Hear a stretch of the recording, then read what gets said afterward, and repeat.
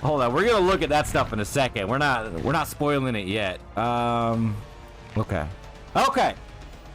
So obviously the first thing we gotta do, right? We gotta take a look. What exactly does this guy do? What is he? Okay, 4.6 meters per second. So I think that's average, right? They gave him an average run speed. Let's look at his power first. The T-Virus, aka the Tentacle Virus.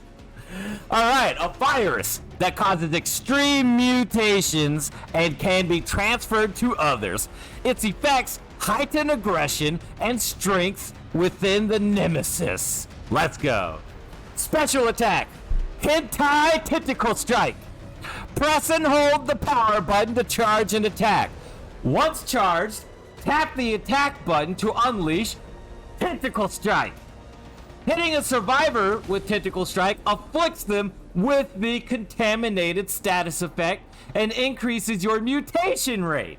Now, if a survivor is already contaminated, Tentacle Strike damages their health. Okay, so when I hit them the first time, it doesn't do damage, but it just contaminates them. That's how that reads. I don't know if that's true. We'll find out. Looks like in order for a Tentacle Strike to damage them, they have to already be contaminated. All right, paragraph 3. Survivors can cure contamination by using a vaccine found in supply cases on themselves and other survivors. The amount of vaccines is limited. After using a vaccine, the survivor's location will be revealed by Killer Instinct. Mutation rate. Your power expands as your mutation rate grows. At mutation rate 2, Tentacle Strike can destroy pallets or breakable walls. Let's go! At mutation rate 3, Tentacle Strike's range increases. The T-Virus icon displays the current level of mutation rate. Let's go! Tier-based power level killers. That's what I like. In-game progression. Special enemy, zombies. Now this is where, just by playing Nemesis, you are playing a different game mode. They finally added a second game mode, and they did it by giving a character power. Zombies, let's go. When a zombie attacks a survivor, they inflict them with the contaminated effect. Let's go. Power up. If the survivor is already contaminated, their health will be damaged. Yeah, so it definitely, the first hit of contamination does not damage. Zombies can be destroyed by a Tentacle Strike to increase your mutation rate. Yo, I can farm creeps. Are we playing a MOBA? Is this what we're doing right now? What is this game mode? This is a completely different game mode. Destroyed zombies respawn after a short time. Yep. MOBA by daylight. Let's go. Let's go. Hype. All right, perks. This is the good stuff, right? What am I gonna put on another character? You've been designed to track down and eliminate targets. At the start of the trial, the auras of all survivors are revealed to you for 5 seconds. Whoa! Holy shit! Holy shit! Oh! No more discordance! You don't need it anymore! This is your new early game tracking perk. Are you playing a chase killer? Bam! Lethal Pursuer! Start the map, let's go find somebody. Let's go! I'm hype about that perk. 1 perk down. They did a good one. Hysteria! You know how to brutalize one member of a team to cause panic. You mean like Infectious Fright? Now, whenever you put a healthy survivor in the injured state with a basic attack, all injured survivors suffer from the Oblivious status effect for 20 seconds. And Hysteria can only trigger once every 60 seconds. Okay. So if I'm playing, say, Ghostface, or even Legion, right? Somebody likes to bounce around a lot between killers. At least that's how I play them. Bounce around a lot between survivors, right? You run up on somebody at the gen, you slap their bitch asses before they get to a tile, and then you leave them and you go find somebody else who will not hear you coming. And then you get a free slap on them, and if they're already injured, good day. Let's go. Fuck yes. I could definitely see this being a decent but maybe niche perk depending on who you're playing, right? But Oblivious status effect, always good, always a good time. Okay, Eruption. The NE-A parasite provides you with the intelligence and awareness needed to set a trap. After kicking a generator, its aura is highlighted in yellow. When you put a survivor in the dying state with a basic attack, every affected generator explodes, regressing their progress by 6% and causing their auras to disappear. Any survivor repairing a generator when it explodes will scream and suffer from the incapacitated status effect for 10 seconds. Eruption has a cooldown of 90 seconds. Woo! Okay, this perk right here. Now, this is a complicated ass perk, and it's gonna get some people in a lot of trouble. Who in this game has time to run around just kicking gens? You're just running around the map kicking gens? What are you doing? What are you doing? Now, look, if you want to go kick one gen with pop, and then this also applies, fine. Right? It'll pop again when you down somebody. Okay. But if you think that you're gonna go kick 3, 4, 5 gens and then go down someone and all those gens are gonna pop and you've won the game, I don't think so, buddy. I don't think so. This is... The way I'm reading it right now, this is kind of like worse dragon script or worse oppression. You know what I mean? But I don't know. We'll see. It's definitely interesting. It adds a new strategy, which is always nice, but how good is it really going to be? How much time do you have to run around kicking multiple gens? That's the question. I don't know about that one. But like I said, if you put this on with, Pop Goes the Weasel, Trail of Torment, whatever gen kicking perks that you like to use, and you go, hook somebody, run to pop something, and then start a chase. And in the back of your mind, you're knowing, okay, when I get this person down, that gen will pop again if anybody's been working on it. Like, especially if it's on one of those gens that the survivors are being really stubborn about. I can see that. I can see that. Okay. Yeah. Hey, Ace, what's up, buddy? How's it going? It's going great. Fucking fantastic. And now, before we start, we do need to go check out the survivor perks. Especially since apparently Leon Kennedy is gonna have a perk that changes the game. Oh, there he is. I was about to say. All right. So what perks have we got for Leon here? Let's take a look. Your sister's coming now? Awesome. I can't wait to meet her. Here we go. Perks. Teachable. Bite the bullet. Okay. Pain hurts you as much as anyone, but you'd prefer others don't know that. That sounds like a Bill perk right there. Okay. You make no noise, including grunts of pain, when healing. There is no noise notification on failed healing skill checks, and healing regresses by only 3%. Okay. This is a nice beginner perk. Not going to be used by people who are even halfway decent in the game. People who don't fail skill checks don't care about the noise caused from failed skill checks. So... but if you're new to the game, it'd be nice if you weren't constantly letting the killer know where we were while you were healing me. So, okay, that's whatevs. All right, now flashbang.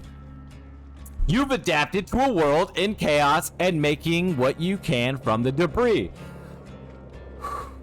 We already know what this perk does, right? Without reading it, you're gonna be able to salvage like broken pallets to make a flashbang.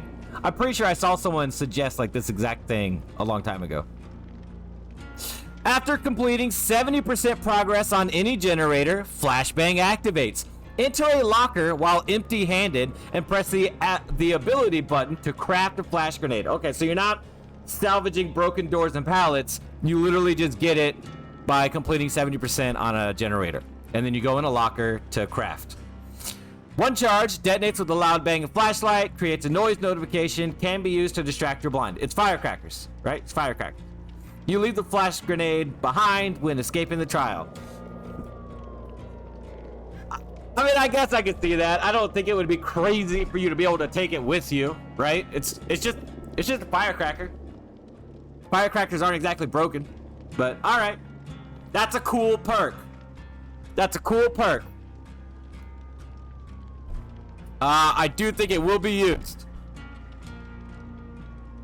Right? Being able to get multiple firecrackers in one match without having to loot. Okay.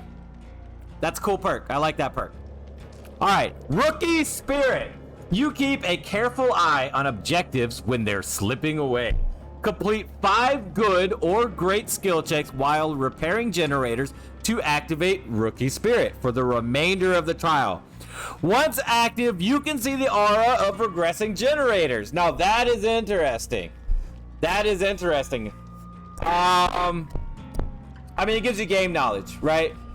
Maybe newer players will use this for, you know, just finding generators. But I think veteran players, they might use it just to know, you know, which gens are regressing so they know which ones to work on. I don't know. I could see it. I could see it being used. I don't know if it's going to, though. It's hard. Some of these perks, like this one, especially this one, they have value. And this is something I've said about a lot of perks in the past, right? They have value. But do they have as much value as Dead Hard, right? Do they have as much value as, I don't know, what's Object? Does it have as much value as Live, right? Does it have as much? Are people going to pick this over the meta perks? Is someone going to pick this over, let's say not an exhaustion perk, right? 'Cause they're going to have one exhaustion perk. What are the other 3 perks that get used? Kindred? Someone going to use this over Kindred? Somebody going to use this over Deliverance or Inner Strength? If this is a game sense perk, like Kindred, what perk is people running now that's going to get replaced by this perk? Right? Not Kindred. Kindred is way too important, especially in solo queue. Not Object, because Object serves a completely different use, right? Object players are trying to get chases or have information on where the killer is, not necessarily regressing gens. The only perk that this would replace that I could think of is a perk that nobody uses anyway, which is Felix's perk that lets you see gens that are close together at the start of the trial. Like, I don't know. It could be used.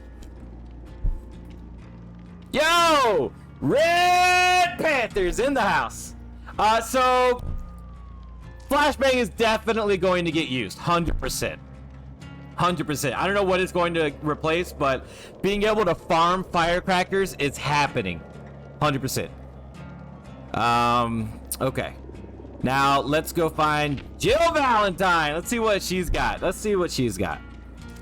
Counter Force. You know how to withstand an enemy stronger than you, and it starts with hunting down and knocking out their support. Oh boy. Small game and Detective's Hunch didn't do it for you. We got more stuff. You cleanse totems 20% faster. After cleansing a totem, you see the aura of the furthest totem from you for 2 seconds, and you gain an additional 20% stackable speed bonus to cleansing totems for the remainder of the fuck your hex totems. They're done. What are we doing? So, okay. Well, they are doing a good job of encouraging, at least pre-made Survive with Friends to pick a class, which, you know, you got your chaser guy, right? Running all of the crutch chase perks. You've got your unhooker guy, your altruism guy. Those could be 2 different people or the same person, right? Somebody's got all of the dope-ass unhook and healing perks. Now we've got, we already kind of had, but now we definitely have the totem assassin, who is just running around the map the whole game, fucking up totems. And then I don't know what the 4th class would be. When I'm scavenger guy who's constantly looting chests. Gen jockey is Gen jockey, right? That's me. Okay, so yeah, we now have 4 distinct classes, don't we? Let's see what the next perk is. Resurgence! You've come back from near impossible odds, and you'll do it again. I'll fucking do it again!